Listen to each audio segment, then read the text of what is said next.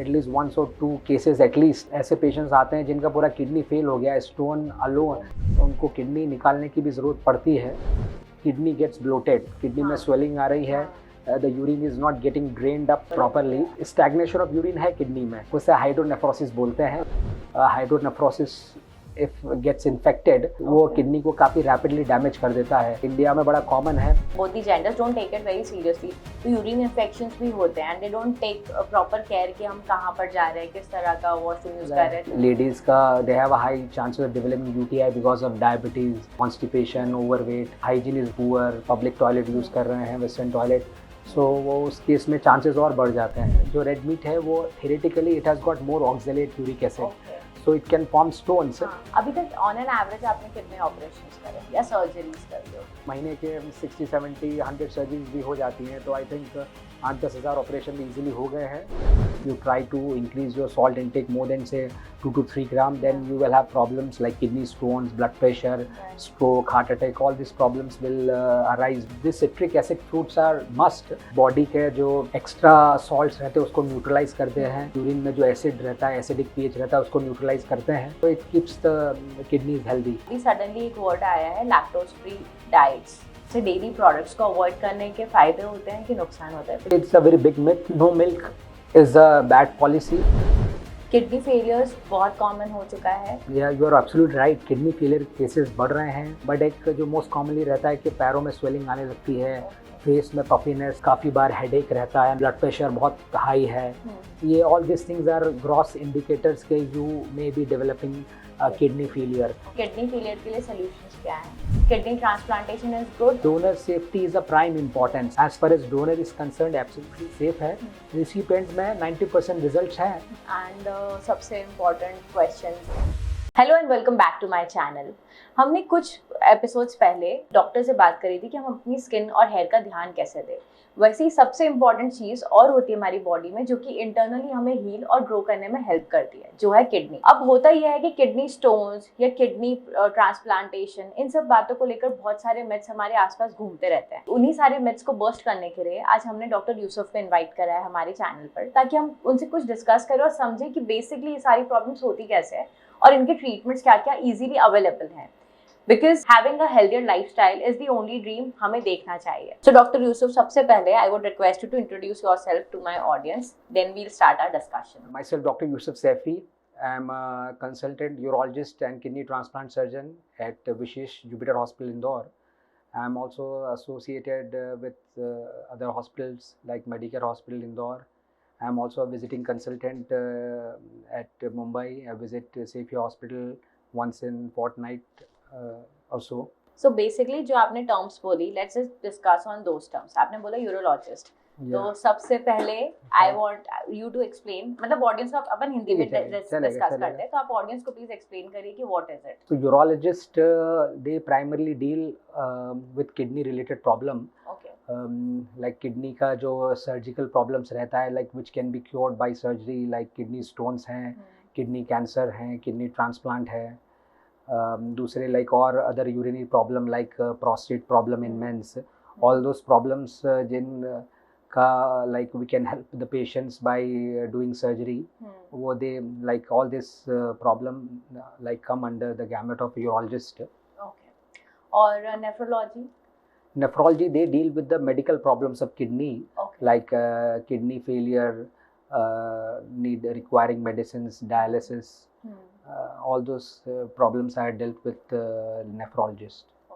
मेरा बेसिक आज इंटेंशन आपसे बात करने का ये था कि अभी सडनली स्टोन्स की प्रॉब्लम ना सोसाइटी में बहुत ज़्यादा बढ़ रही है, और दो चीज़ें सबसे ज़्यादा कॉमन होती है, मतलब मिथ ही कहते हैं कि अगर आपको स्टोन्स है you can have a beer और आपके स्टोन्स एक्सिट आउट हो जाएंगे, और वो डॉक्टर्स को भी सीरियसली नहीं लेते लोग।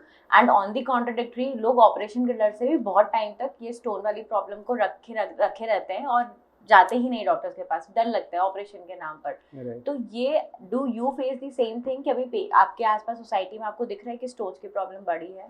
या definitely the stone problems is increasing because हमारा जो लाइक खान पान है, डाइटरी हैबिट्स है, वो चेंज हो रहा है, हमारी जो लाइफस्टाइल है वो भी चेंज हो गई है। Like if I talk about जो हमारा डाइटरी पैटर्न्स है, बहुत ज़्यादा हम जंक फूड हो गया है, समोसे, kachori and other pizza, burgers and all, so they have a high salt, because of that थोड़ा सॉल्ट इनटेक हमारी जो डाइट में है वो काफ़ी हो गया है. It is one of the main reasons for the stone formation. दूसरा, lifestyle have become quite sedentary, like कुछ एक्टिविटी लेवल वो बहुत कम हो गया है. ऑफिस में वी आर लाइक कांस्टेंट बैठे रहने की वजह से, and water intake is also like very less. तो all this problem, because of all this issues, the stone problem, we are getting more kidney stone patients. तो जैसे आपने भी एक्सप्लेन किया, उसके पीछे एक साइंटिफिकली आप मुझे बताओगे कि अगर किसी को प्रॉब्लम होती है तो वो प्रॉब्लम हो क्यों रही है, मतलब स्टोन्स कैसे फॉर्म हो रहे हैं, जैसे आपने सॉल्ट का पॉइंट बताया. So there is a complex pathophysiology कि किडनी स्टोन्स क्यों बनते हैं. अगर if I have to explain in a very simple language, so there are external factors like outside environmental factors, and there are internal factors which are responsible for formation of stones. So if I talk about external factors like what kind of diet you are having, like how much water you are drinking. So the most common factor रहता है जो वो रहता है inadequate water intake. If our body is dehydrated, if we are not having adequate water, then it leads to a super saturation of urine. अगर common language में समझाना हो तो जैसे एक पानी का ग्लास लें, उसमें अगर अपन नमक डालें तो शुरू में वो डिज़ोल्व हो जाएगा. वी कीप ऑन पोरिंग और adding more salt, so there will come a point where it will start sedimenting. So when the concentration of salts increase, like वो goes high as compared to the like whatever basic जो level है जिसमें वो dissolve हो जाता है, so वो उस पॉइंट पे वो प्रेसिपिटेट होने लगता है.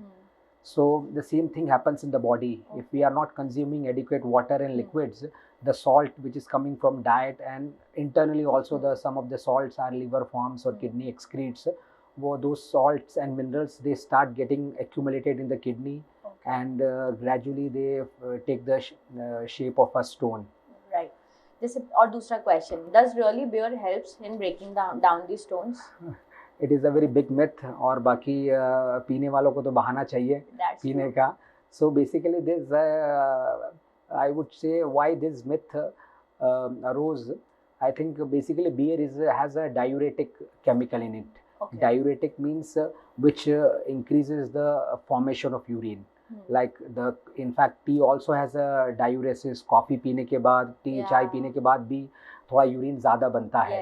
So some of them like stone might have got flushed out. ऐसा anecdotal किसी को होता होगा कि ज़्यादा बियर पिया, यूरिन प्रोडक्शन बढ़ा और कुछ छोटे मोटे पथरी निकल गया होगा, तो वो तो लाइक आप ज़्यादा पानी पियोगे उससे भी निकल जाता है. बट एज आई टोल्ड को पीने का बहाना चाहिए, तो वो ऐसा मिथ बन गया है. In fact research, it is a world wide research and studies have concluded कि बियर पीने से पथरी के इंसिडेंट्स बढ़ जाते हैं रेगुलर पीने से, बिकॉज बियर में ऑक्सलेट फॉस्फेट कंटेंट ज़्यादा होता है. सो ऑल दिस गोज़, ज़्यादा लेते हैं तो वो goes into the kidney and stone बनते हैं. बियर पिए जा रहे हैं और पानी का इंटेक कम है, तो beer as I told you has got a diuretic substance in it, तो यूरिन प्रोडक्शन बनेगा एंड बॉडी डिहाइड्रेट हो रही है. पानी कम पी रहे हैं तो dehydration itself leads to a formation stone. Also regular consumption of beer leads to obesity, weight बढ़ता है, तो उससे यूरिक एसिड स्टोन्स बन सकते हैं. So I think it is a very big myth जो काफ़ी प्रेवलेंट है. We try to explain but नहीं सुनते. और एक और चीज़ है कि अभी due to the rise of social media तो थोड़े थोड़े से नुस्खे आते रहते हैं. उसमें से अभी सबसे कॉमन नुस्खा ये है कि अगर आप पानी में सुबह पिंक सॉल्ट पीते हैं तो then your body can flush all the, basically your body can detoxify naturally. तो रोज़ ये पिंक सॉल्ट का intake, is it really healthy for human body? I'm not sure. Basically वो काफ़ी as you told नुस्खे, वो we keep on listening to new like fancy stuff, but not sure about the pink salt कितना help करता है. But in general like whatever like things which nature has provided, God has created, if we consume in mild to moderate quantity तो problem आता नहीं है.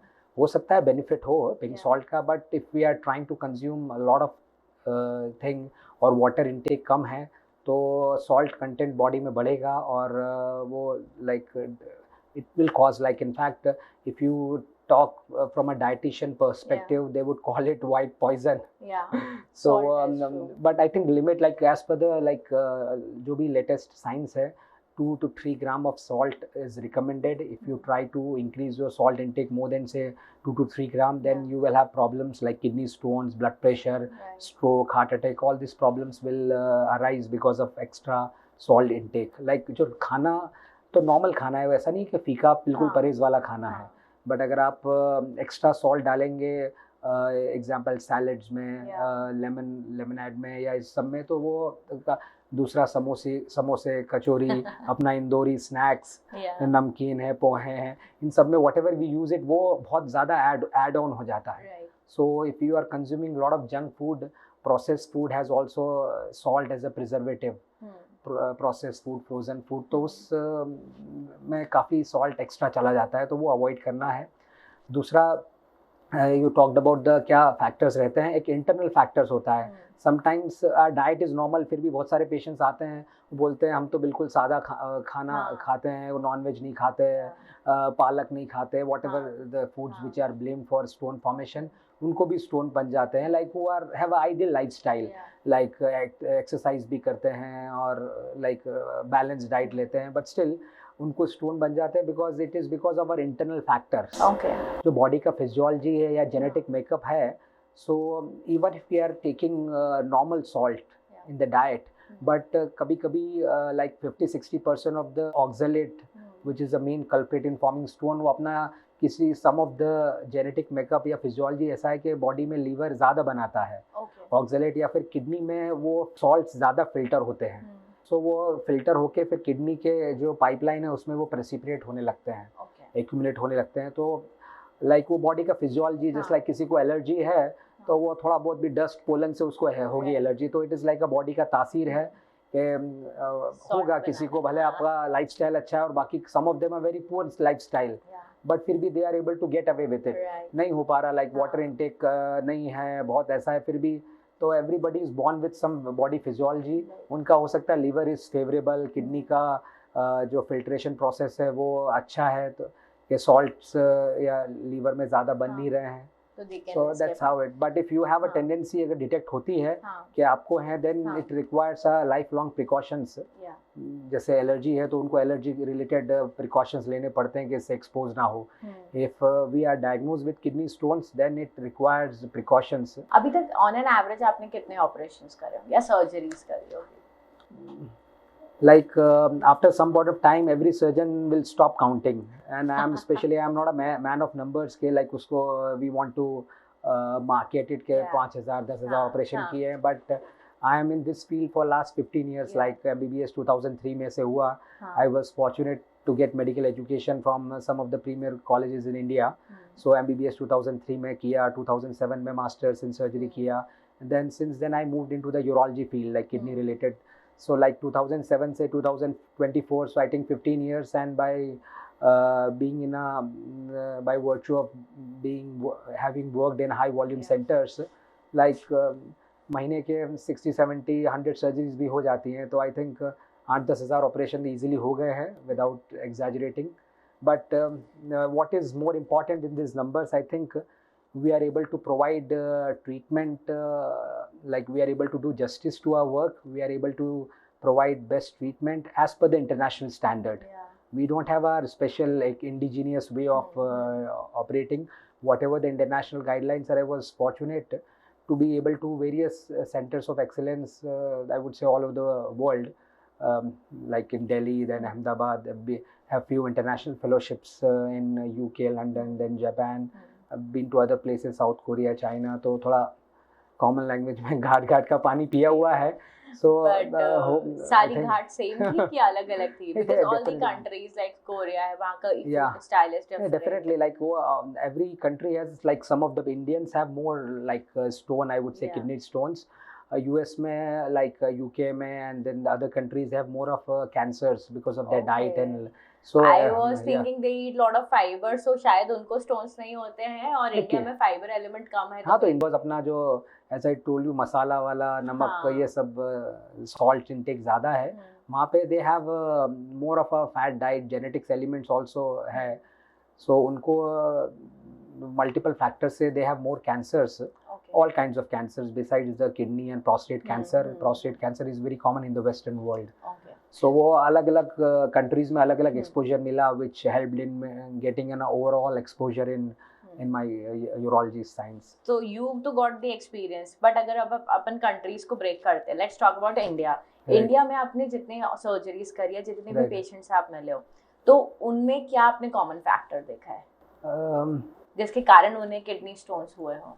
I would say water intake and both the diet pattern is also like that कि खाना में we have more of like spices and salts अपना ऐसा like western world में they have a more bland food I think. Okay. और थोड़ा activity level भी अपना poor है and दूसरा awareness भी अभी कम late थोड़ा experiment करते रहते हैं तो in India I would say कि stone capital type maybe India or maybe developing country stone capital of world because of the patients come tolerate होता रहता है we are not very aware we have a very high like जो काफ़ी बड़े stone होते हैं उसे बोलते हैं stag horn stone stag like refers to deer हिरण को और horn means उनका जो सिंग है तो उस टाइप के stones are uniquely they are like very common in India like like in western world stones जो रहते हैं वो यूरिक एसिड के रहते हैं because of their high alcohol intake वो थोड़ा soft रहते हैं in fact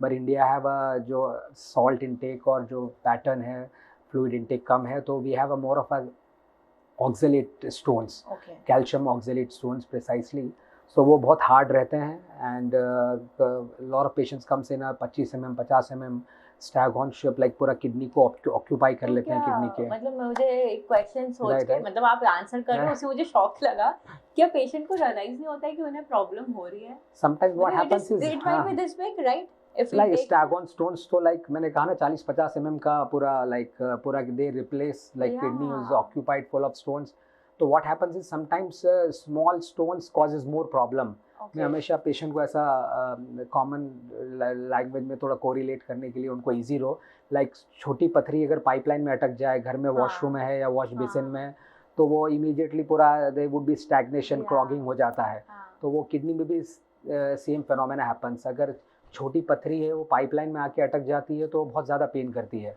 तो समटाइम्स वो पेन होता है एपिसोड होता है पेन किलर लिया 2-4 बार फिर वो थोड़ा बहुत प्रेशर से थोड़ा यूरिन पास होने लग जाता है तो वो पीरियड निकल जाता है और पेशेंट फिर इग्नोर करता रहता है बट वो स्टैग्नेशन ऑफ यूरिन है किडनी में बट जैसे घर में भी पाइपलाइन चोक हो गया वो थोड़ा नाला टाइप भरा हुआ है बट उसमें और एक्यूमुलेट होता रहता है चीज़ें और कचरा डेवलप होता रहेगा और एक्यूमुलेट होता रहेगा the same thing happens in the kidney तो उस लैंग्वेज को मेडिकल लैंग्वेज में जो किडनी में जो नाला भर रहा है उसे हाइड्रोनेफ्रोसिस बोलते हैं like it is a kidney gets bloated kidney में स्वेलिंग आ रही है the urine is not getting drained up properly so वो it leads to further formation of stones so और थोड़ा बहुत स्पेस निकल गया यूरिन को पास होने के लिए वो एक स्टेज फिर आती है लेट स्टेजेस में वो यूरिन एक्यूमुलेट होता जा रहा है किडनी में हाइड्रोनेफ्रोसिस इज प्रोग्रेसिंग और स्टोन बनते जा रहे हैं किडनी में तो वो रियलाइज नहीं होता and some of the stones like kidney stone जैसे मैंने कहा Stag horn stones they form in the kidney itself तो वो हाइड्रोनेफ्रोसिस किडनी में स्वेलिंग डेवलप ही नहीं होती किडनी के कोने में एक स्टोन बना और बॉडी में अपना इंटरनल और एक्सटर्नल फैक्टर से वो बढ़ता जा रहा है जैसे एक वॉश बेसिन जैसे मैंने कहा अभी बाथरूम है एक ईंट साइड में रख दिया वो पाइपलाइन ब्लॉक नहीं हुआ बट वो ईंट है कोई डिस्टर्ब नहीं कर रहा है इनिशियल स्टेजेस में किडनी को तो same is happening in the body kidney के किडनी के कोने में लाइक वी कॉल इट के पेरिफेरी ऑफ किडनी कैलाइसिस में वहाँ स्टोन बना it is not disturbing the kidney initial stages में पेन भी नहीं करता because it is not blocking the urine flow mostly ureteric kidney renal colic we called it kidney stone का pain तब होता है जब वो स्टोन आके पाइपलाइन में ब्लॉक करे वो साइड में पड़ा हुआ है कोई किडनी को इनिशियल स्टेजेस में डैमेज नहीं कर रहा हो तो बढ़ते बढ़ते as I told you Stag horn stones का फॉर्म भी ले लेते हैं काफ़ी बार तो नहीं होता और थोड़ा एक this is also one of the reason besides being a finances या कुछ और ट्राई करना है थेरेपीज, होममेड थेरेपीज के स्टोन निकल जाएगा. Ayurveda, I also take Ayurvedic or homeopathic medicine, I would say, for some or other problem, but every field has a limitation. So if we don't like, if a patient is coming, or if a patient of kidney stone is coming to us, we would not say कि we will not give you medicines. ऐसा नहीं कि हमें operation, like we know we are in this field, so हम लोगों को operation ही करना है. Besides the size of the stone, other factors also plays an important role कि like इसको medicine से ठीक करना है या ऑपरेशन से ठीक करना है. मोस्ट इम्पॉर्टेंट फैक्टर है kidney, how is your kidney behaving. अगर किडनी में, जैसा आई टोल्ड यू, अगर सूजन है, हाइड्रोनेफ्रोसिस है और वो स्टोन किडनी को डैमेज कर रहा है, then maybe medicines may not help. अगर छोटी पथरी पाइपलाइन में अटकी हुई है, माइल्ड किडनी में सूजन है, हाइड्रोनेफ्रोसिस है, then we give medicines. Most commonly world wide there is a medicine called tamsulosin. वो पाइपलाइन को रिलैक्स करती है. It helps in passing on the small stones. But अगर किडनी के कोने में पड़ा हुआ है stone, and we also assess based on say CT scan और X-ray how hard is the stone.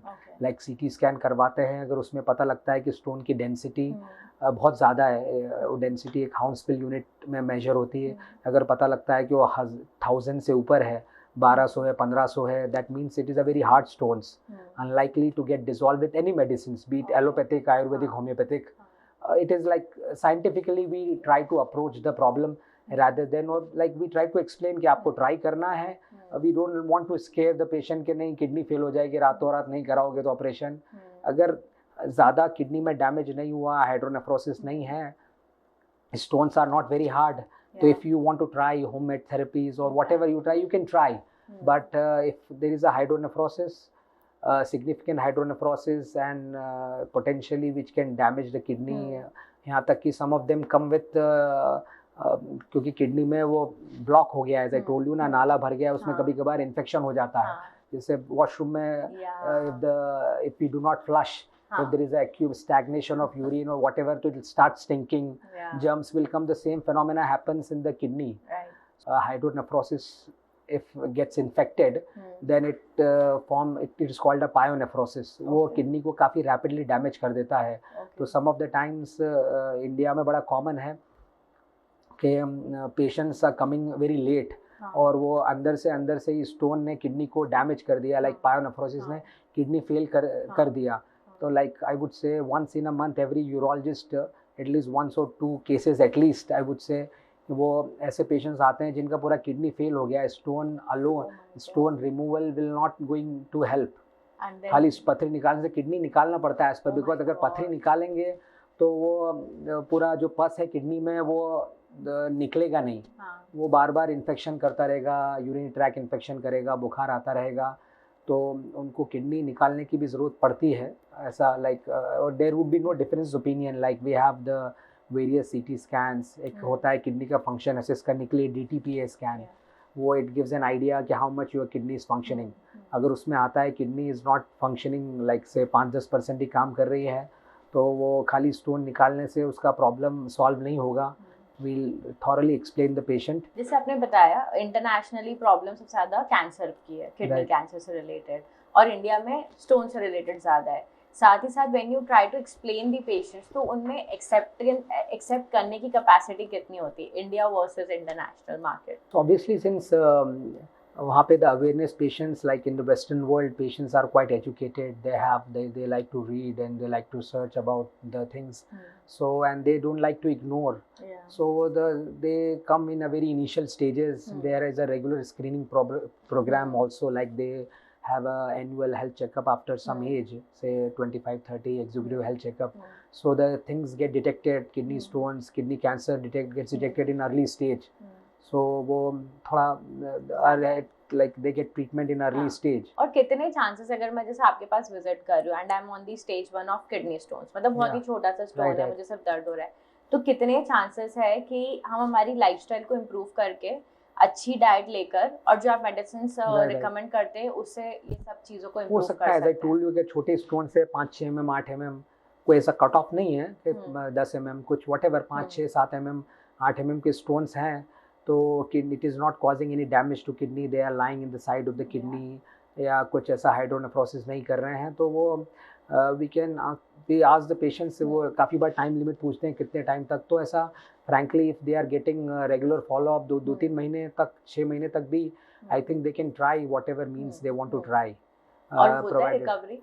होता है, the small stones if they improve their lifestyle and take whatever medicine, we also give some medicine, तो छोटी मोटी पथरियाँ 7-8 mm की निकल जाती है, ऐसा प्रॉब्लम नहीं है। और दूसरा सबसे इम्पोर्टेंट चीज़, कैंसर, जो आपने बताया कि किडनी कैंसर्स का भी सुनने में आ रहा है वर्ड। पहले क्या होता है, कैंसर कंसिडर नहीं किया जाता था कि किडनी में भी कैंसर हो सकता है, इतना कंसिडरेबल नहीं था।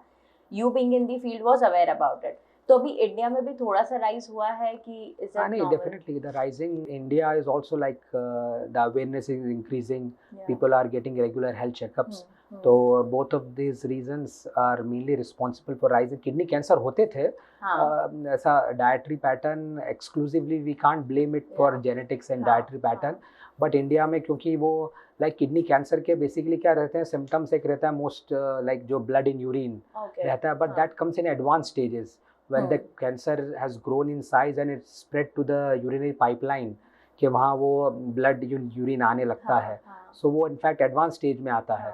so अगर रेगुलर हेल्थ चेकअप कराते हैं, लाइक अवेयरनेस इज इंक्रीजिंग, तो काफ़ी बार इनिशियल स्टेजेस में किडनी कैंसर वाले पेशेंट्स आ रहे हैं। बट जैसे आपने हेल्थ चेकअप बोला, उससे एक ही चीज़ याद आती है कि सॉर्ट ऑफ एक मेंटालिटी सबकी होती है कि हेल्थ चेकअप कराने में तो सिर्फ डॉक्टर का फायदा है, मतलब इट्स लाइक हमें ज़रूरत नहीं है क्योंकि हम चल फिर पा रहे हैं तो वी आर फिट, तो सिर्फ डॉक्टर्स का फायदा है।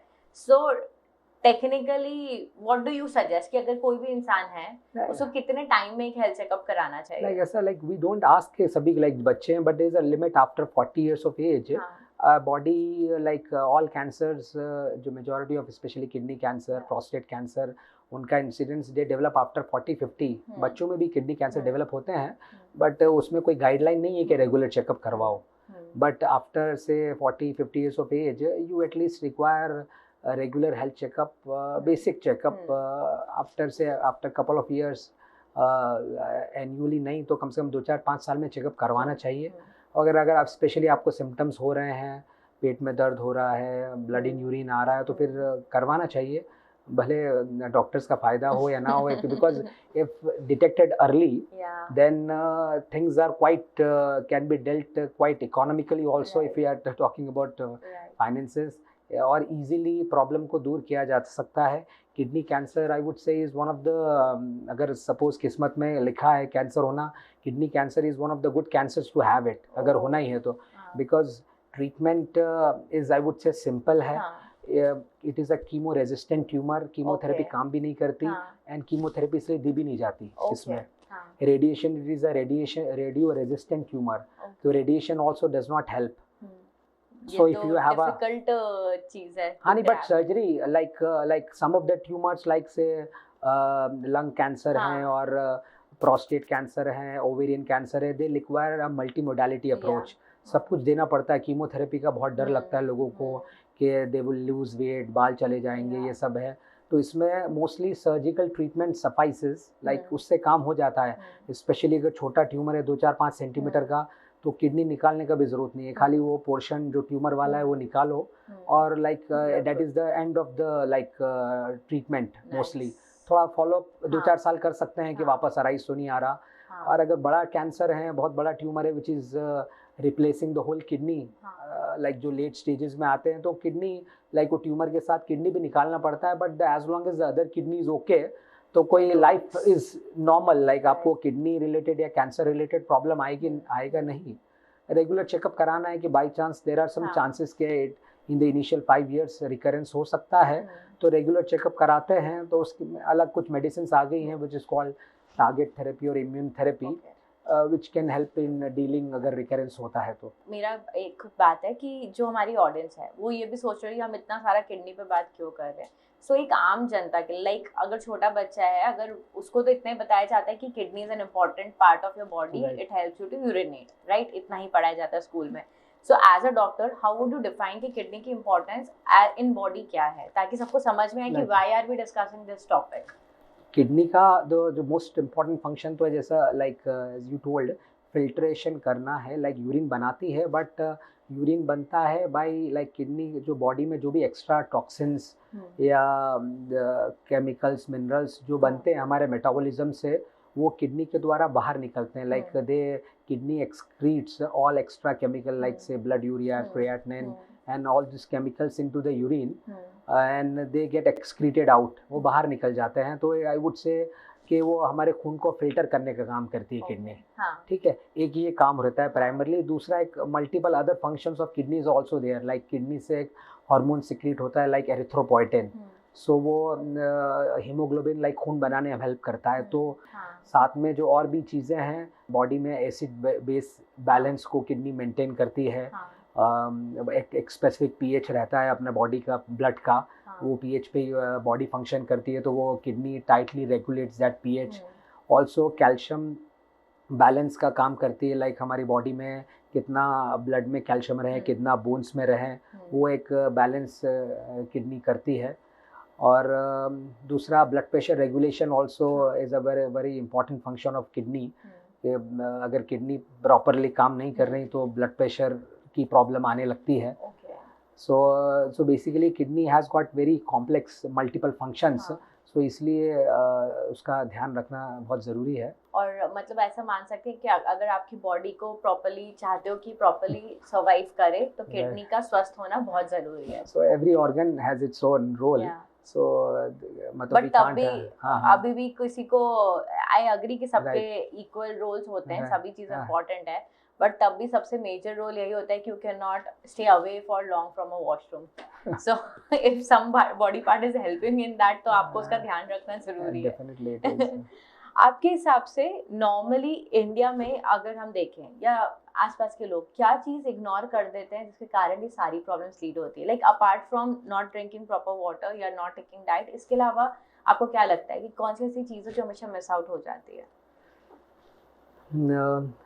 I would say just like besides the dietary and the lifestyle part, I think you are not taking care of your body. You are not aware of like जो body में signs and symptoms develop हो रहे हैं, वो we are not noticing it, उसको ignore कर रहे हैं, इतने busy हैं कि चल रहा है, पेन हुआ पेट में, यूरिन में बर्निंग हुआ, जलन हुआ, कभी ब्लड भी आ गया, तो टाइम ही नहीं मिल रहा दिखाने का, तो वो चीज़ें निगलेक्ट हो रही है। कुछ like sonography is a very economical investigation, 500,000 रुपये में हो जाती है, is a very basic investigation. और अगर आप 40 साल के बाद करा लेते हैं, पेट में दर्द हो रहा है, यूरिन में बर्निंग हो रहा है, ब्लड आ रहा है, तो it helps a lot in picking up the things early. उसमें कुछ डॉक्टर का फ़ायदा नहीं हो रहा, काफ़ी इकोनॉमिकल इन्वेस्टिगेशन है, 500,000 रुपये में एज आई टोल्ड यू हो जाती है।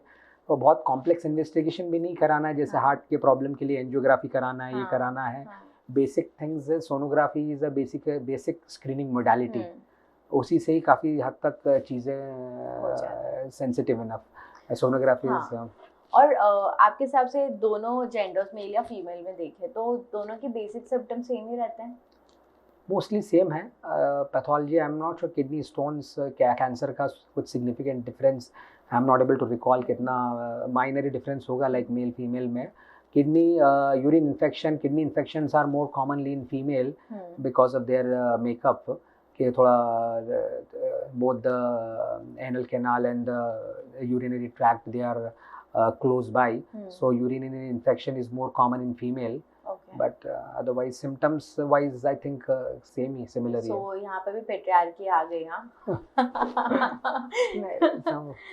But what and women पे अगर हम बात करते हैं तो उनको ऐसे एक्स्ट्रा प्रिकॉशंस क्या देखने चाहिए because of their body structure? अगर they are more prone towards this, तो उन्हें किन चीजों का ध्यान देना चाहिए? Kidney infections they are, as I told you, are more common, so they have to, hygiene is the important part, so उसका ध्यान रखना है।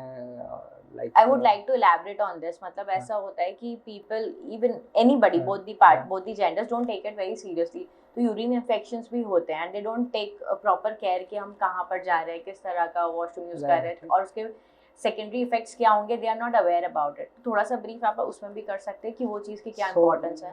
अगेन, अगर हाइजीन, लोकल हाइजीन पुअर है and we are using public like western toilets are in fashion, so वो अगर western toilets अगर properly clean नहीं है, सो वहाँ पे थोड़ा सा specially some of them like ladies का they have a high chances of developing UTI because of diabetes, other factors like constipation, overweight, और especially फिर hygiene is not poor, public toilet use कर रहे हैं, western toilet, so वो उस case में chances और बढ़ जाते हैं. और same is with the males? Males okay, I think उनको like toilets का western toilet because of their makeup बहुत ज़्यादा वो factor problem नहीं करता. They have some other issues. आपके हिसाब से जो मिथ्स कॉमनली चलते हैं इन्हीं सब प्रॉब्लम्स को लेकर, उनके मतलब मिथ्स को भी हटा देते हैं. अभी सब लेट्स डिस्कस कि आप घरेलू नुस्खे बताइए कुछ जो एज अ डॉक्टर आपको पता है कि ठीक है, you can give it a go ahead कि हाँ ठीक है, अगर ये चीजें करो तो ठीक है, मैं एग्री कर सकता हूँ. So as we discussed, the lifestyle and the diet it plays an important role in forming kidney stones, kidney cancer also a little bit. So अगर अच्छा अपने किडनी को अच्छा रखना है और ये स्टोन्स कैंसर ये नहीं होना है कुछ किडनी रिलेटेड, तो पानी अच्छे से पीना है. एक मतलब लाइक बहुत ओवरलोड भी करने का ज़रूरत नहीं है. एक one of the very since you asked this question, एक बड़ा कॉमनली क्वेश्चन रहता है कि कितना पानी पिए. So depends upon the your profession. अगर आप बहुत like you are a field worker, बहुत ज़्यादा स्वेटिंग हो रहा है एंड बहुत ज़्यादा स्पोर्ट्स में है, बहुत पसीना हो रहा है, तो you lose a lot of water through sweat, so your body would be naturally dehydrated. और डाइट भी फिर बराबर ध्यान नहीं रखा, सो वो इट कैन कॉज प्रॉब्लम्स. सो पानी like based on the profession, अगर आपका सेडेंटरी लाइफस्टाइल है, ऑफिस वर्क है, कंडीशन में रह रहे हैं, तो आई वुड से 3 लीटर पानी 2.5-3 लीटर काफ़ी है. एज पर द मेडिकल साइंस जो भी अभी रिसर्च हुई है कि 2 लीटर यूरिन बनना चाहिए. अभी कोई मेजर तो करता नहीं है कितना बना, सो ग्रॉसली देखना हो तो अगर एक बार में सपोज 200-300 ग्राम 200-300 ml यूरिन होता है तो 6-7 बार तो वॉशरूम जाना चाहिए. और भी अगर इजी सिंपलेस्ट वे में देखना हो तो we should observe the urine colour. If body dehydrate रहेगी, कभी ऑब्जर्व किया होगा, बहुत स्वेटिंग है, पानी इंटेक कम किया हो तो बॉडी डिहाइड्रेट रहती है, तो urine becomes quite dark yellow और कंसिस्टेंसी भी थिक, एकदम पीला गाढ़ा यूरिन आने लगता है. सो अगर यूरिन आपका लाइक वी से कि पानी जैसा यूरिन होना चाहिए, लाइक स्ट्रॉ कलर्ड यूरिन होना चाहिए, थिन स्ट्रॉ कलर्ड यूरिन हो तो your body is adequately hydrated. So वो लाइक 2-2.5 लीटर यूरिन या फिर यूरिन का कलर पानी जैसा हो, स्ट्रॉ कलर्ड हो, लाइट येलो टाइप हो तो चलेगा. सो उतना पानी इनफ है. लाइक एक ऑफिस वर्कर के लिए 2.5-3 लीटर भी इनफ होगा, और जो फील्ड वर्कर के उसके लिए 4-5 लीटर ज़रूरत पड़ेगा. Climate also plays a important role. Winter में है तो अंडरस्टूड है कि इतना स्वेटिंग नहीं हो रहा, तो 2-2.5-3 लीटर पानी काफ़ी है. और बट समर्स हैं, बहुत ज़्यादा स्वेटिंग है, फील्ड वर्क है, तो 4-5 लीटर पानी भी ज़रूरत पड़ सकता है. यूरिन कलर को ऑब्जर्व करें. अभी जब भी आपको वॉशरूम में जाए, थोड़ा बहुत अभी लग रहा है कि बहुत है तो इमीडिएटली आगे 1.5-2 ग्लास पानी पियो, ताकि सो पानी का intake is the most important like thing to keep our kidneys healthy and staying away from infection, stones. And the diet part as we discussed, बहुत ज़्यादा जंक फूड अवॉइड करना है. एक बड़ा कॉमन लोग गूगल करके आते हैं, पालक नहीं खाना, बीज वाली चीज़ें नहीं खाना, टमाटर नहीं खाना, भिंडी नहीं खाना, whatever. So like whatever as we discussed, whatever things God has provided, nature has provided, if we are consuming it to mild to moderate quantity, so कोई ऐसा प्रॉब्लम नहीं है. लाइक आई थिंक पालक मुझे लगता नहीं किसी की कुछ फेवरेट है. सरसों का साग वगैरह सब लोग खाते होंगे, बट कोई पालक की सब्जी बना के किसी की फेवरेट हो, मुझे I don't know, there may not be many people with it. So अगर रूटीनली हफ्ते या टमाटर suppose it is one of the main thing जो एज पर गूगल पे सर्च करके या ब्लेम करते हैं, तो अगर बहुत ज़्यादा टमाटर पालक रोज़ थोड़ा बहुत सब्जी भाजी में आधा एक टमाटर डल रहा है, तो वो उससे कुछ ऐसा there is nothing to get scared about it. वो प्रॉब्लम नहीं करता. एक non veg food is also personal है, अपना जो भी आपका रिलीजियस पर्सनल बिलीव्स हैं. बट एक मटन है जो रेड मीट है, वो theoretically it has got more oxalate uric acid, so it can form stones. So अगर आप बहुत ज़्यादा रेड मीट कंज्यूम कर रहे हैं, रोज कंज्यूम कर रहे हैं, then it has to be curtailed, like उसका क्वांटिटी कम करना पड़ेगा. Same like beer you suggested. हाँ, वो लाइक बियर तो एज आई टोल्ड यू वो तो ज़्यादा whatever scientifically it is like पीने का बहाना चाहिए, but it can cause other problems. Regular अगर बियर पीने से रेगुलर पीने की आदत पड़ जाती है अल्कोहल पीने की आदत कर जाए, it can cause more damage to liver, like cancers, liver failure, all these things can happen. To like summarize, diet में basic mild to कुछ excess ले रहे हैं आप चीज़ें, like high salt intake ले रहे हैं, या एक्स्ट्रा कुछ रेड मीट ले रहे हैं, बहुत ड्राई फ्रूट्स, चॉकलेट्स, ये बहुत ज़्यादा ऑक्सलेट ले रहे हैं, तो वो नहीं लेना चाहिए. माइल्ड टू मॉडरेट क्वांटिटी में ले लिया, कभी कभार ले लिया, थोड़ा बहुत ले लिया तो प्रॉब्लम नहीं है. और जो बेनिफिशियल थिंग्स हैं वो है lemon, citric acid containing fruits, like lemon है, मौसम्बी है, संतरा है, ऑरेंजेस हैं, ये सब में सिट्रिक एसिड करके केमिकल रहता है which neutralizes the salts in our kidneys. So वो that is very beneficial. Like जो बाकी सारे like हमारे like all urologists like to prescribe एक अल्कासिट्रॉन, यूरिलाइजर, ऐसा सिरप के नाम है, मेडिसिन के नाम है, that has mainly a citric acid as a component. So वो ऐसा पथरी को डिसॉल्व तो नहीं करता, but it helps in preventing the stones formation. So if you had a say unhealthy lifestyle, बहुत पानी कम पिया, नॉनवेज खाया या टमाटर ज़्यादा हो गए, तो at least we have to increase our fruit intake, especially citric acid fruit intake, like lemon है, मौसम्बी, ऑरेंजेस हैं, वो रोज़ लें, तो वो बॉडी के जो एक्स्ट्रा सॉल्ट्स रहते हैं उसको न्यूट्रलाइज करते हैं. हमारा यूरिन में जो एसिड रहता है, एसिडिक पीएच रहता है, उसको न्यूट्रलाइज करते हैं, और वो it keeps the kidneys healthy. जैसे आपने सिट्रिक फूड का बोला, मेरा एक थोड़ा सा पर्सनल एक्सपीरियंस रहा. I am on a weight loss journey, तो मुझे बहुत टाइम बाद मेरी डाइटिशियन ने सजेस्ट किया कि now you can have lemon water. अब जाकर तो ये पूरी प्रोसेस क्या होती है? जैसे आपने बताया कि सिट्रिक फूड लेना चाहिए, एक प्रॉपर टाइम है, पर जैसे आपने बोल दिया तो आई नो कि 10 लोग अभी सिट्रिक फ्रूट्स लेना चालू कर देंगे, but there should be a proper process कि आपकी बॉडी उसको लेकर इम्यून है कि नहीं, वो आपको पॉजिटिव इम्पैक्ट देगी कि नहीं. तो क्या इन चीज़ों के बारे में भी डॉक्टर से डिस्कस करना चाहिए कि जो सुनाई दिया जा रहा है या बताया जा रहा है वो इमीडिएटली फॉलो कर लें? काफ़ी बार मल्टीपल ओपिनियंस मिलते हैं घरेलू में नुस्खे, कोई डॉक्टर अलग बोल रहा है, कोई यहाँ से अलग आ रहा है, तो गूगल भी काफ़ी सारे हम लोगों को बहुत सारी इन्फॉर्मेशन प्रोवाइड करता है. तो what I would suggest is you meet an expert in that field, like super specialist, और लाइक जो भी हम लोग ने डिस्कस किया, these are not my special theory कि ये करना चाहिए नहीं करना चाहिए. काफ़ी बार ऐसा रहता है कि ये डॉक्टर अलग बोल रहा है, ये कंफ्यूज हो जाते हैं. तो वर्ल्ड वाइड जो भी हम लोगों ने डिस्कस किया, लाइक वर्ल्ड वाइड जो भी यूरोलॉजी सोसाइटी ऑफ इंडिया या वर्ल्ड में डिस्कस रहता है, all this things we discussed. से सिट्रिक एसिड, लाइक आप लेमन जूस पिए, but avoid adding extra salt in it, because what salt hoga, you can add honey in it, like because honey itself has a healing property. So और जो भी चीज़ है बाकी, like this citric acid fruits are must, and all these precautions are not only for kidney stones or kidney protecting kidney, like healthy balanced diet with good amount of fibers, vegetables and fruits. It is helping in keeping your blood pressure normal, it is keeping your heart healthy, liver के लिए भी अच्छा है. So after 40, I would say everybody needs a healthy lifestyle. God has like बचपन में तो like I would say कि सब कुछ माफ है, जो भी करें, कि your body has got a elasticity to absorb all the like injuries. वो जैसे बच्चे कुछ भी खाएं पिए, जंक फूड खाएं, पिज़्ज़ा खाएं, बर्गर खाएं, पेप्सी पिए, कोई प्रॉब्लम नहीं है, बट योर बॉडी इज सब क्लिनिकल डैमेज हो रहा है. 25-30 साल तक कोई प्रॉब्लम नहीं हो रहा, but the damage has begun like from the teen age, I would say. वो आजकल लाइक पढ़ाई का like everybody wants to studies, hostel की लाइफ है, 5-10 साल पढ़ाई कर रहे हैं, बैड पोस्चर है, डाइट का ध्यान नहीं है, और कुछ उस टाइम पे सिम्टम्स डेवलप नहीं होते हैं, but your body is getting injured at that time only. तो 10 साल में काफ़ी डैमेज हो चुका होता है.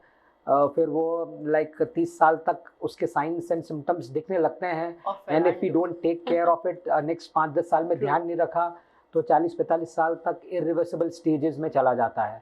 लाइक यू डेवलप एक organic problems like blood pressure, kidney stones और अदर चीज़ें हैं. So you have to response, like 30 साल के बाद बहुत ज़रूरी है कि you become health conscious.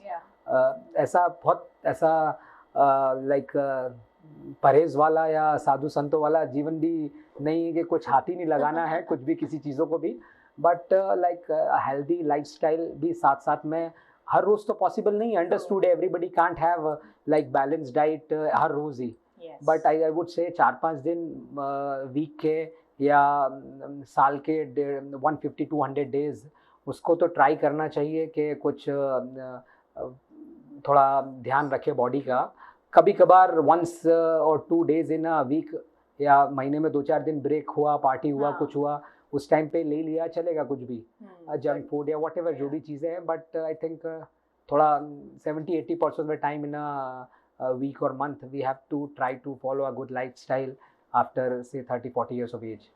Another question, अभी सडनली एक वर्ड आया है लैक्टोज फ्री डाइट्स, तो सबका कहना ये है कि क्योंकि तो वीगन हो रहे हैं, राइट, तो वी शुड अवॉइड मिल्क। अब आपके हिसाब से डेयरी प्रोडक्ट्स को अवॉइड करने के फायदे होते हैं कि नुकसान होता है? Because doctors also suggest to have curd, like I am in fact on a dairy free diet, so I don't have dahi also or milk also, पर मैंने बचपन से लिया है, तो ये सडन शिफ्ट आप सोसाइटी में क्या नोटिस कर रहे हैं? लाइक काफ़ी, अगर if I talk about my field, there is a very big myth के लाइक दूध पीने से पथरी बन जाती है, या दूध या dairy products as I discussed, वो भी it's a very big myth, because वो इसलिए हुआ कि दूध में कैल्शियम होता है, दूध या दही सब में कैल्शियम होता है और कैल्शियम की पथरी बनती है। No doubt about it, India में calcium stones are the most common, but those are calcium oxalate stones, like so calcium is not a culprit, oxalate is a culprit. In fact दूध नहीं पीने से पथरी बन जाती है। Again, this is not my special theory, worldwide researches और studies जो हुई हैं, you meet any urologist or nephrologist worldwide, they would say कि दूध, 1 glass दूध पीना चाहिए रोज to keep your bones healthy, because जो दूध में जो कैल्शियम रहता है वो लाइक वो अपनी बोन्स को हेल्दी रखने के लिए ज़रूरी है। और अगर दूध नहीं पियेंगे तो व्हाट हैपन्स इज डाइट में ऑक्सलेट्स रहता है, नॉनवेज फूड और टमाटर है और बाकी चीज़ें जो सब्जी भाजी में रहता है ऑक्सलेट, या बॉडी में लीवर ही ऑक्सलेट बनाता है, as we talked about internal factors. So वो ऑक्सलेट का लेवल अगर दूध हम पीते हैं तो कैल्शियम ऑक्सलेट के साथ कंबाइन कर जाता है हमारे स्टमक में। So oxalate is not absorbed in our blood, वो that gets excreted out, calcium oxalate जो बन जाता है स्टमक में। और अगर हम दूध नहीं पी रहे हैं तो ऑक्सलेट लेवल बढ़ जाता है बॉडी में, स्टमक में, that gets absorbed in the blood, फिर वो ऑक्सलेट किडनी में जाता है, वहाँ दूसरे सोडियम मैग्नीशियम कैल्शियम के साथ कंबाइन हो जाता है और वो किडनी में प्रेसिपिटेट होने लगता है।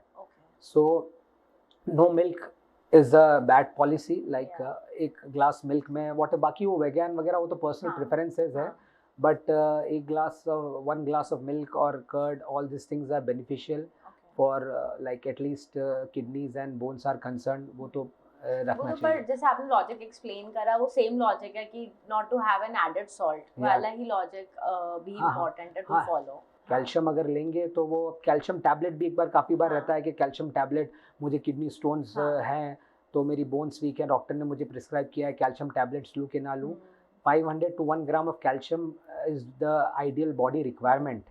और अगर आप कैल्शियम टैबलेट आपको एडवाइस किया है, बीट इन प्रेगनेंसी और elderly age group, those who have a weak bones, तो अगर आप कैल्शियम को आप खाने के बाद लेंगे तो वो कैल्शियम ऑक्सलेट के साथ कंबाइन हो जाएगा और वो ऑक्सलेट एब्जॉर्ब नहीं होगा। सो आप अगर कैल्शियम टैबलेट ले रहे हैं तो खाने के बाद लें, वो बिल्कुल सेफ है। इसलिए विटामिन्स लेने का भी प्रॉपर टाइम होता है, लाइक अकॉर्डिंग टू यू वो प्रॉपर स्ट्रक्चर में लेना चाहिए। वही like empty stomach you avoid calcium tablets at least, वो खाने के बाद लेंगे तो वो कैल्शियम जितना ज़रूरत है बॉडी में उतना ही एब्जॉर्ब होगा।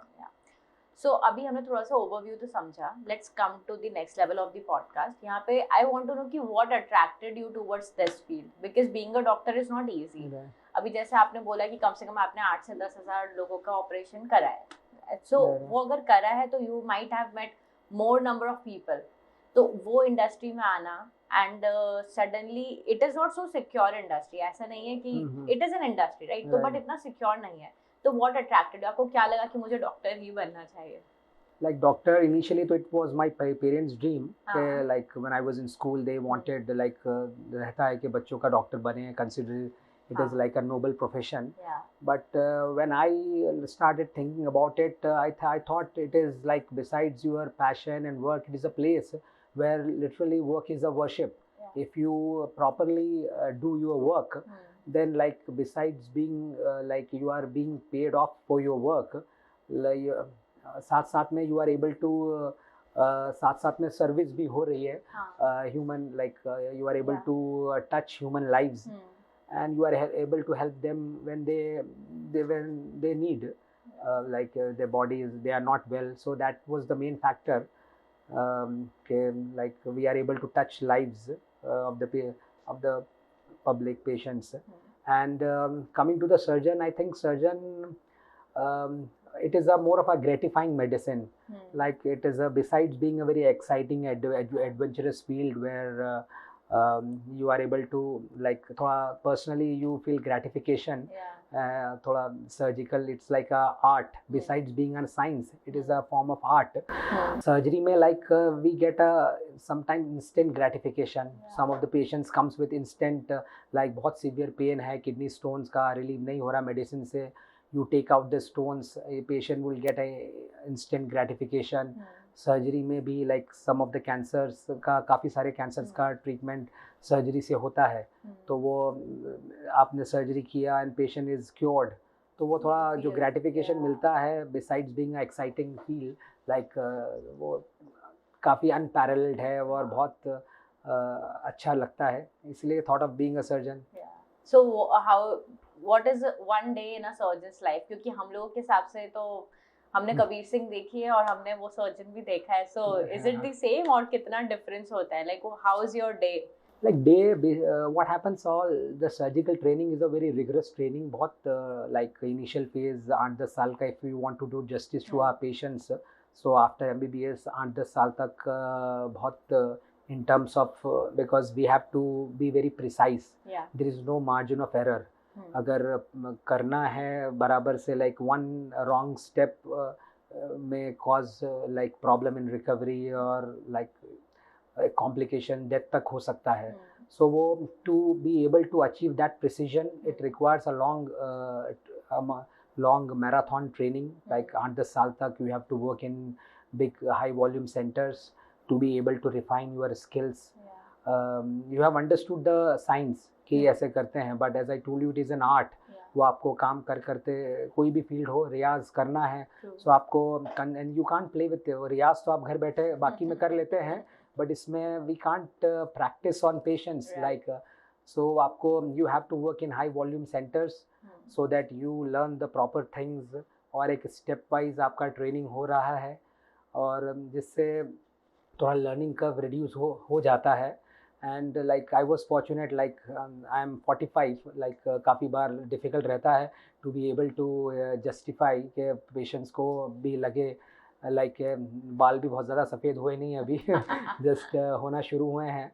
सो बहुत सी बार डिफ़िकल्ट रहता है कि पेशेंट्स को like patients develop faith in you.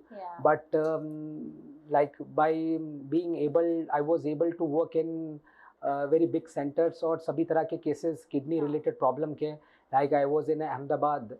Besides being getting education in premier institutes in Delhi, I did my urology training for Sir Gangaram Hospital in Delhi.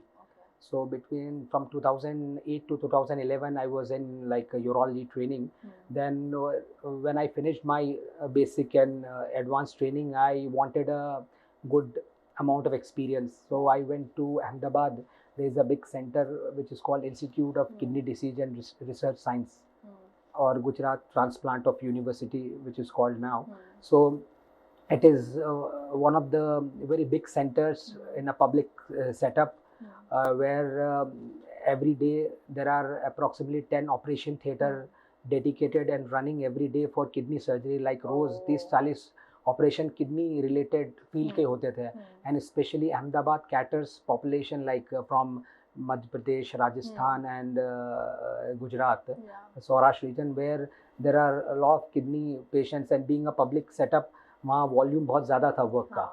So we got all variety, we got exposed to all varieties of cases. Like बच्चे में kidney stones develop हो गया, kidney tumor develop हो गया because of various reason.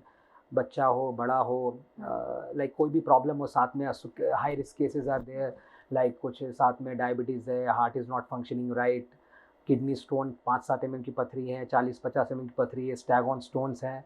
So we got those exposure in a very short span of time. 4 साल में काफ़ी like सीखा.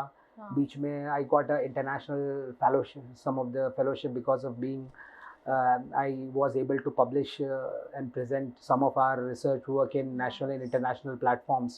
So I got academically some name and got a few of international fellowship. Like I was selected by European Urology Association of I got a scholarship through European Urological Association. So I went to UK and I worked in Guy's Hospital London for some time. So where I got a different kind of exposure. I got a scholarship through Urological Association of Asia, and through which I went to GK University in Tokyo, Japan. So सभी घाट घाट का पानी पिया, तो which helped in giving in doing justice to my work. Right. Like I was able to provide the best treatment which is available. Like I am at Indore and I go to Mumbai also, but whatever treatment which is available in some of the best centers in the world, we are able to provide to our patients in India also. So that gives a great satisfaction. Like अच्छा लगता है, like when patients comes, like patients take opinion from various places, and most of the things are uniform.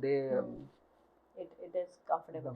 But ऐसा जैसा आपने बताया कि सारे अलग अलग जगह का एक्सपीरियंस है, तो मुझे एक बात तो कॉमनली समझ में आई, जो मेरे चैनल का भी नाम है फीनेस, कि स्ट्रगल तो सबको करना है, क्योंकि इट्स नॉट लाइक कि यूर अ डॉक्टर तो आप बस पास करा and you are getting good amount in your pockets. It is not how it operates, right? Absolutely. तो मेहनत और experience is the key. Manner experience, or especially when you are in a service industry where you have to provide services to patients, you lot of like client and public, they have a faith in you, they trust in you, then you have to be best in your field.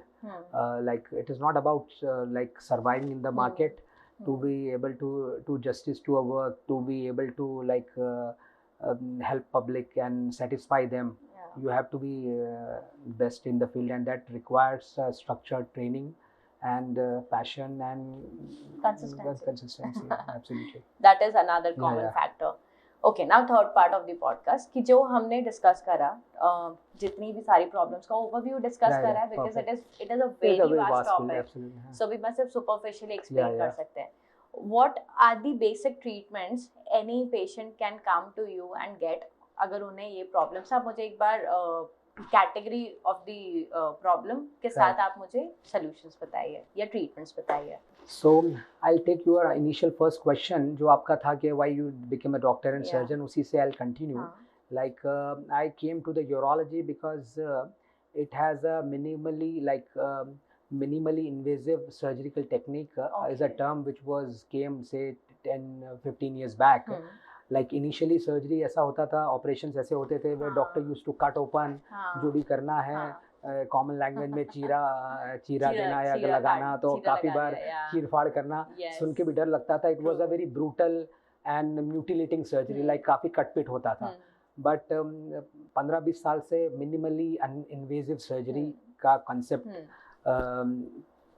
start हुआ, where we are doing the same thing by just causing minimal trauma to the body. Like we put a small cut in the body, 2-4 mm के, जहाँ stitches लेने का भी ज़रूरत नहीं पड़ता, तो और उससे we do a lot of surgeries, तो especially urological surgeries. तो वो this was like a very cutting edge technology I got exposed to when I was like growing up in my medical school, medical colleges. So it was like I found this technology to be a game changer and got fascinated by it. And urology has a lot of this like gadgets और बहुत ज़्यादा हैं, तो वो काफ़ी exciting था मेरे लिए, and that's how I took urology. So coming to the problem, kidney problem, जो kidney being a kidney stones, kidney cancer, prostate cancer, ये सभी minimally invasive surgery से हो जाती है. First kidney stones की बात करें, so like common language में तो like laser surgery कहते हैं, but there are like it is a very broad spectrum. Laser surgery में it's a very big, it includes lot of things. So if we talk about laser surgery, एक रहता है shock wave lithotripsy जो almost आजकल obsolete हो गई है. I will not talk about it. Will talk about like जो commonly laser surgery करते हैं, like one is called medical language में URS and or RIRS, and the other is called PCNL. It is quite technical word, but broadly इसमें ये करते हैं कि suppose if the stone is stuck in the pipeline, तो हम लोग we put an endoscope. It is a thin narrow, like just like a pen का refill जैसा ऐसा एकदम narrow structure है, थोड़ा long है.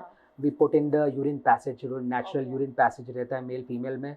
उससे हम लाइक उस एंडोस्कोप को, थिन एंडोस्कोप को पास करते हैं, and then we visualise the stones, और फिर उस स्टोन्स को ब्रेक करते हैं like by various energy sources. One is like laser हैं, then there are other electrohydraulic energy भी हैं. कुछ अलग अलग एनर्जी सोर्सेज हैं based on the setup and based on the patient's requirement. उससे स्टोन को ब्रेक करते हैं और we are able to take out the pieces. Some of the time the stones are very fine. Some of the time the stone is broken into very fine dust, which we are able to take it out through suctions or other things. So अगर pipeline में stone है तो URS करके operation होता है, laser operation, उससे वो ठीक हो जाता है. But of the some of the stones अगर किडनी में है काफ़ी हाई अप, सो उसी में URS का फॉर्म रहता है which is called a flexible URS और RIRS, which is a wire kind of thing. जो हमारा जो एंडोस्कोप कैमरा रहता है वो वायर के टिप पे लगा रहता है, और वो उसको नेचुरल यूरिन पैसेज से हम डालते हैं, किडनी स्टोन्स को विजुअलाइज करते हैं और लेज़र एनर्जी से ब्रेक करते हैं, और उसको वी इधर we make it into fine dust और sand which comes out through the urinary pipe, और या फिर उसको सक कर लेते हैं. या sometimes we like to keep a stent. there is a call एक सिलिकॉन या लेटेक्स की एक ट्यूब रहती है which is left in the kidney after kidney stone surgery, जिससे वो जो फाइन डस्ट टाइप है वो निकल जाता है, और बाकी जो किडनी में सूजन आ गई होती है वो stent helps in relieving those swelling और hydronephrosis.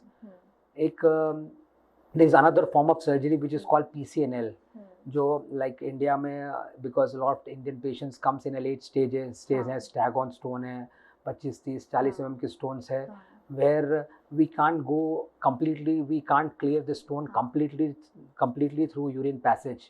Here we put a small cut in the back where the kidney is located. वहाँ छोटा सा 5-6 mm का 4 mm का कट एक रखते हैं, and through that we under the X-ray and sonography guidance we put an endoscope in the kidney, and where we break the stones into multiple pieces and we pick the stones, and we are able to clear the stones in one sitting through PCNL. So these are the main for the kidney regarding the kidney stone surgery, like जो commonly laser endoscopic surgery होती है, URS, RIRS, PCNL, that is all about it. Regarding the kidney cancer, उसमें we have to do a like जो kidney tumor portion निकालना है, या rarely if the tumor is very big, where we have to do a laparoscopic surgery or robotic surgery. So उसमें ऐसा रहता है कि we जो हमारी stomach है, tummy है, we put a small cut and we put an endoscope एक, and साथ में 2 और कट रहते हैं जिसमें सीजर या हार्मोनिक इस लेज़र उस टाइप के इंस्ट्रूमेंट्स जाते हैं, वेयर वी किडनी को चारों तरफ से सेपरेट किया जाता है, बिकॉज हमारी बॉडी में जो किडनी है उसके ऊपर बॉवेल लाइक स्टमक है, लीवर है, दूसरे ऑर्गन्स भी हैं, उसको पहले हटाना रहता है पहले.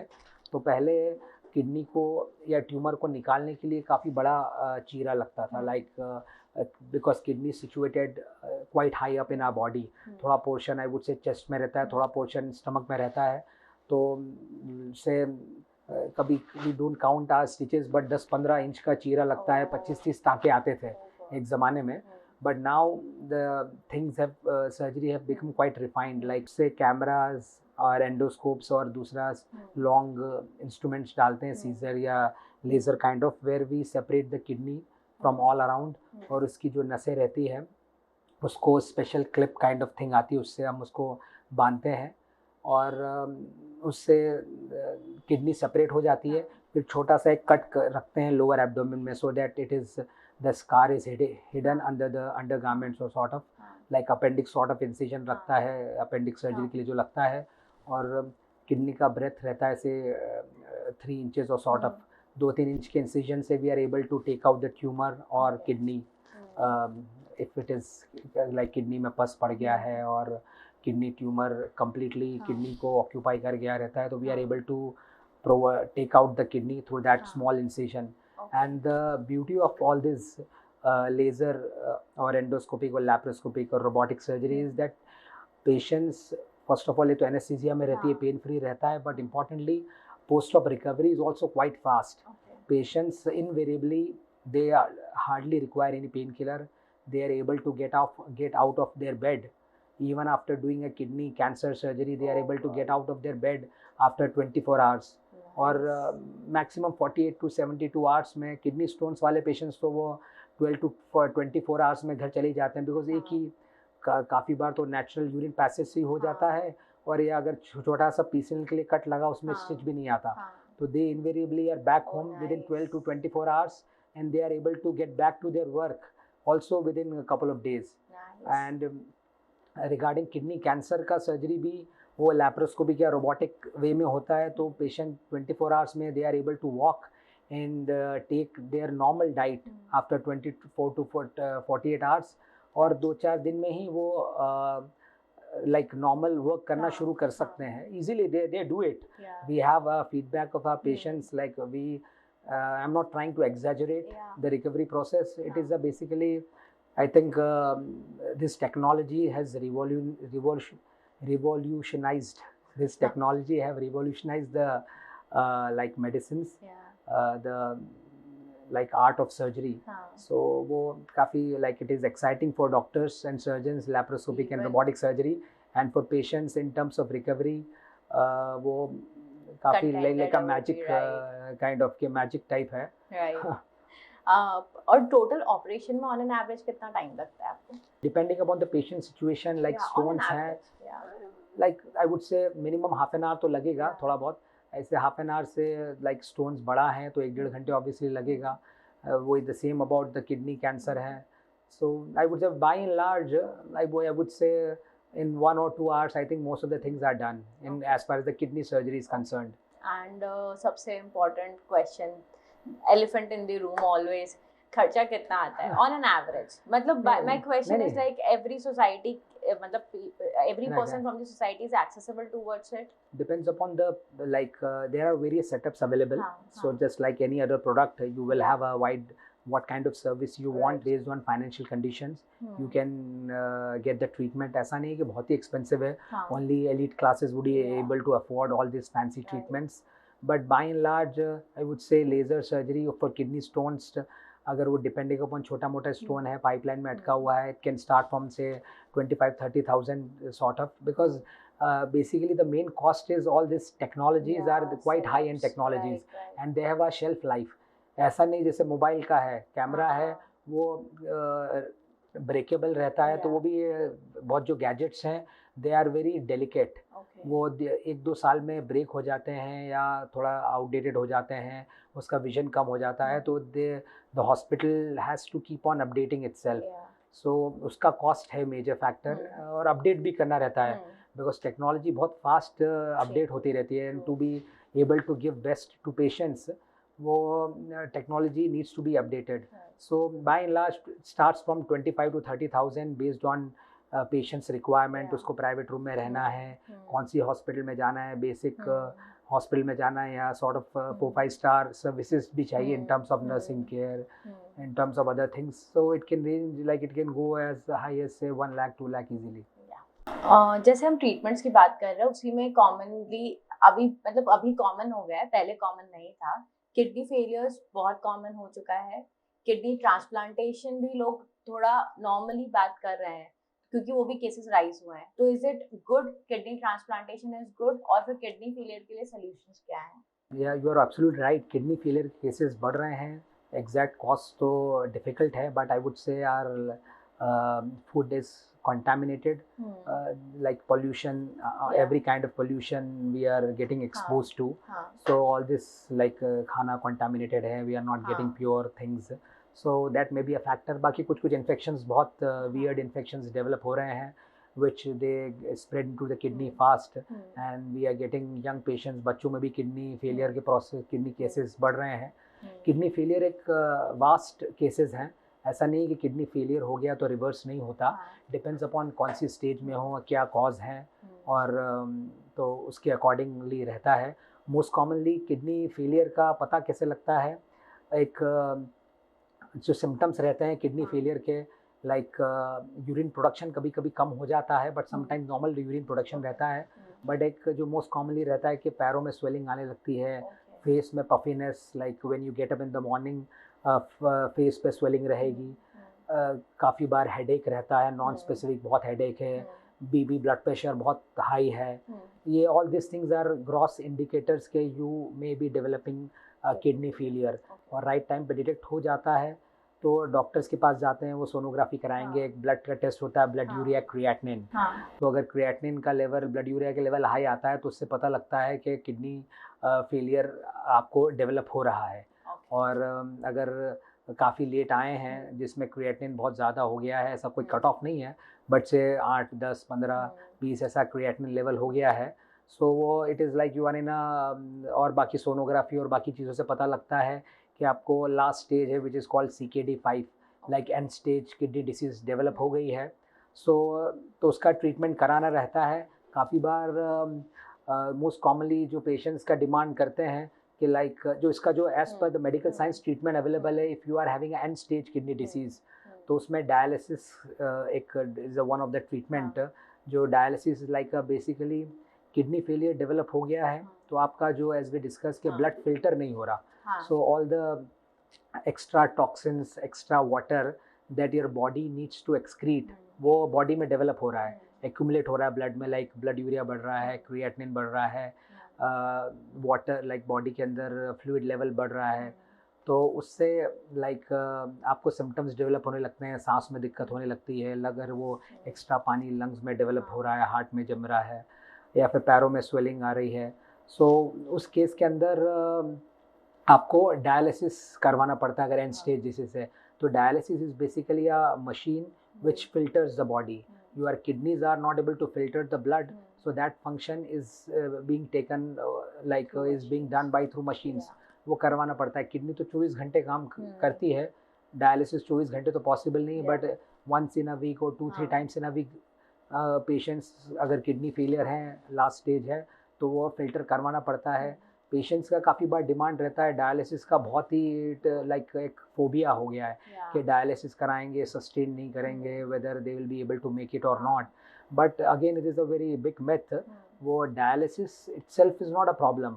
वो आप लेट स्टेजेस में आए हैं already, body because of high blood urea and creatinine and other toxins and chemicals, body have become week.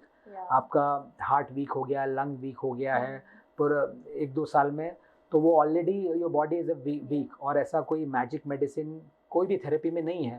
Frankly जब किडनी कम्प्लीटली डैमेज हो गई as per after complete evaluation, अगर आपको CKD5 हो गया है तो there is no magic medicine which can make the kidney like back to normal. मैं ऐसे समझाता हूँ, बाल सफ़ेद हो गए हैं तो पूरा कंप्लीट सफ़ेद हो गए हैं, तो ऐसा काला करने का कोई दवाई नहीं है. वो डाई मेहंदी जो भी लगाओ, जब तक इफेक्ट रहेगा. इसका भी डायलिसिस आपको रोज़ करना है. काफ़ी बार ऐसा लगता है, पेशेंट ये भी बोलते हैं डायलिसिस एक बार करवा लिया तो लाइफ लॉन्ग करवाना पड़ेगा.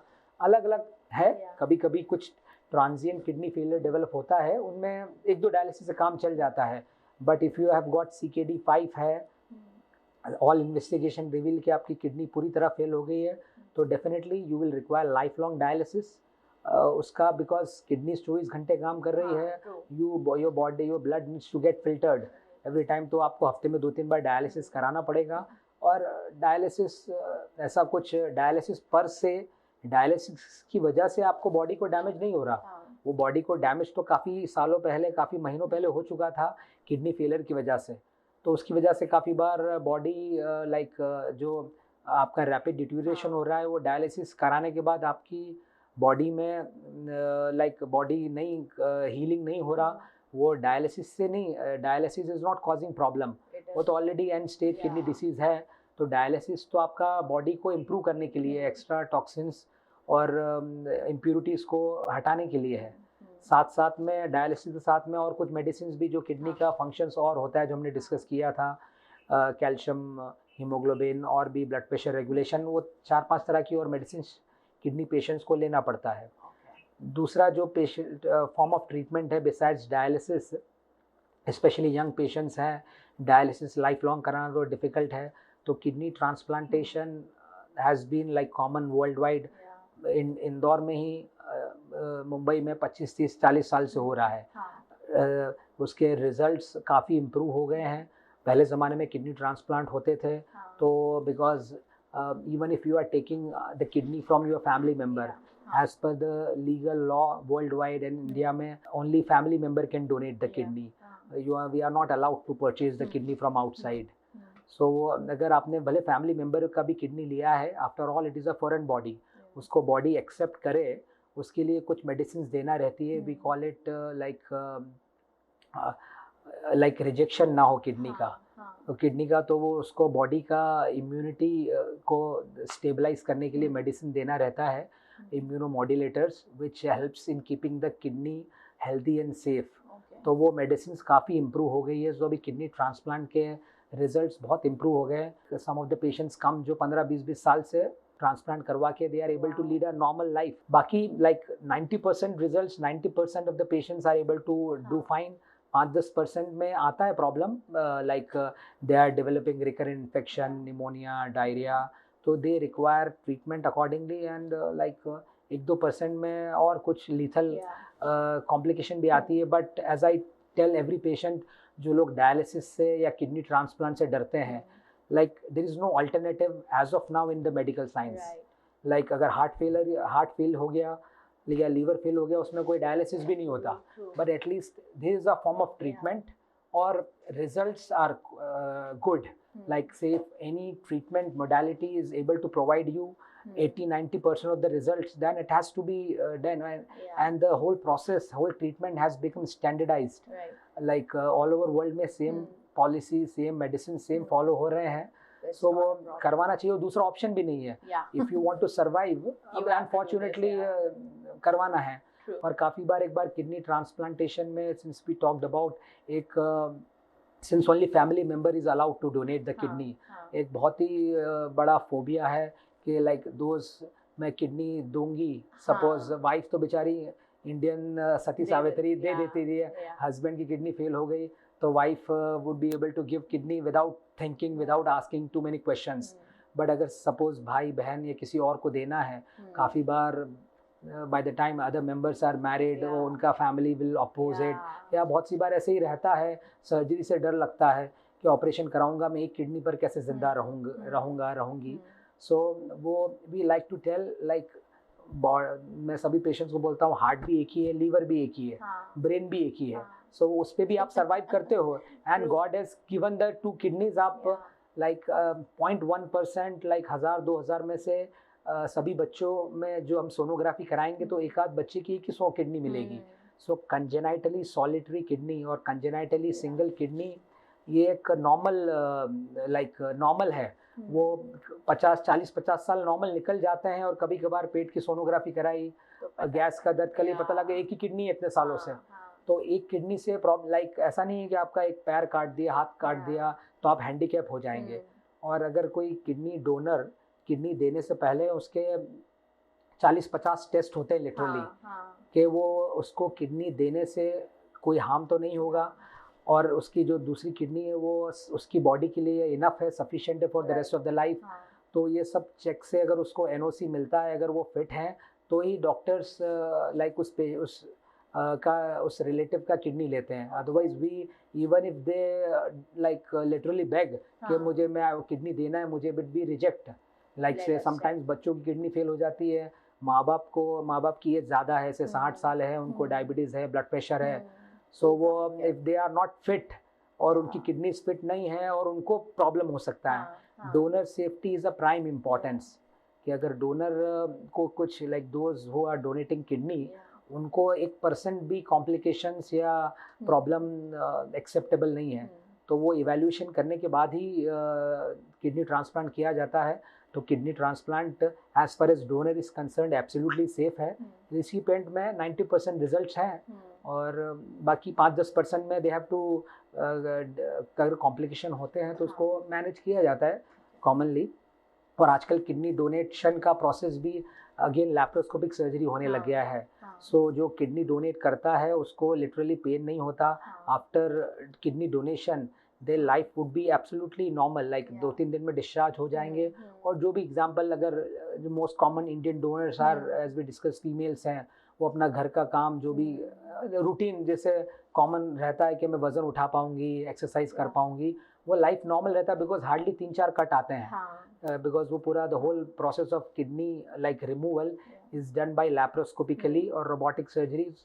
सो खाली एक 3 होल रहते हैं and there is a 1 incision. 3 hole से तो पहले अपन इंस्ट्रूमेंट डाल के पूरा किडनी को सेपरेट कर लेते हैं, and then through a small 2-3 inches cut we take out the kidney. So absolutely, like kidney donation is a safe process. Any advice that you would want to give our listeners? Just like as we discussed, after 40, just if you want to stay healthy and if you want to stay away from doctor. Like पहले तो था कि an apple a day keeps a doctor away. I would say थोड़ा बहुत वो था, but apple के साथ साथ में activity level और बाकी थोड़ा healthy lifestyle भी जोड़ना ज़रूरी है to keep your kidneys healthy. Not only kidneys, baki bhi on in general liver, all these precautions that we discussed, that applies for a healthy liver, healthy heart is important. वैसे भी to keep the doctors away, I'm calling doctors on my channel to guide the audiences so that आपके पास आने की जरूरत ना पड़े. And that is why I think this podcast would help me in reducing my efforts in educating patients, because वो same चीज़ कर करके हम लोग बोर हो जाते हैं, थक जाते हैं। कभी कभार बिजी ओपीडी में और या सर्जरी काफ़ी हेक्टिक डे चल रहा है, तो we are not able to like summarise all this things, like और सभी को समझाना रहता है, but sometimes we are not able to give time to all patients, like same चीज़ समझाना becomes difficult. So I think this podcast, this video would help in educating, like किसी के पास टाइम है तो थोड़ा I think they can pertaining to their disease they would be able to it works. Yeah. So thank you again. Thank you.